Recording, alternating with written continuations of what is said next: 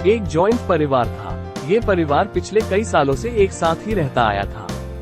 इस परिवार में कुल 3 पीढ़ियां बसा करती थी। लोग इनकी एकता की मिसालें दिया करते थे, लेकिन एक नई बहू के इस परिवार में दाखिल होने से इस परिवार की शांति अब खतरे में आ चुकी थी। यह नई बहू स्वभाव की खराब नहीं थी, लेकिन जब इसे गुस्सा आता था तो वो किसी को भी कुछ भी बोल देती थी और उसे हर छोटी मोटी बात पर गुस्सा आ जाया करता था। इस वजह से अब पूरे परिवार में तनाव रहने लगा था।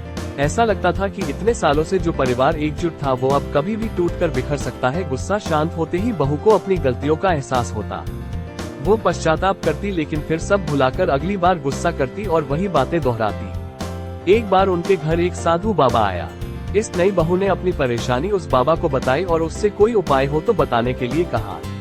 साधु ने अपने झोले से एक दवा की शीशी निकाली और उस महिला को देते हुए कहा कि तुम्हें जब भी गुस्सा आएगा इस दवाई की 4 बूंदे अपनी जबान पर रख लेना और 10 मिनट तक उसे मुंह में दबाए रखना। अगर तुम 10 मिनट तक उसे नहीं मुंह में रख पाई तो ये दवा काम नहीं करेगी। महिला ने अगले दिन से ही उस साधु बाबा की दी दवाई का इस्तेमाल करना शुरू कर दिया।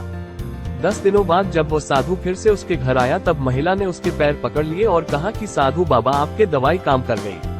उसकी वजह से अब मुझे गुस्सा नहीं आता है और अब मेरे परिवार में सुख शांति फिर से पहले जैसी रहने लगी है। साधु ने हंसते हुए कहा कि मैंने जो तुम्हें दवाई दी थी दरअसल वो कोई दवाई थी ही नहीं, शीशी में तो मात्र पानी भरा था। तुम्हारा गुस्सा किसी दवाई की वजह से नहीं बल्कि गुस्सा आए तब शांत रहने की वजह से खत्म हुआ है। दोस्तों, आप में से कितने लोग हैं मानते हैं कि गुस्सा आए तब शांत रहने से गुस्सा अपने आप कम हो जाता है? बड़े बुजुर्ग या हमारी धार्मिक पुस्तकें तो यही बताती है गुस्से का एकमात्र इलाज मौन ही है।